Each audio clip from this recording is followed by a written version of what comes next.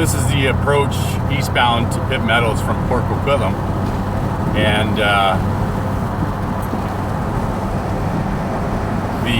you can see that this is a great improvement to livability in the Tri-Cities area, because it now has replaced essentially 2 swinging bridges of 2 lanes.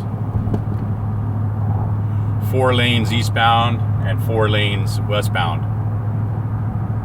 At a cost of around $200 million, this is a great asset for the area. Now, just over to the right where that peat pile is where Peter Kiewit's sons had their base, and most of the business was conducted with the superintendents of that area there.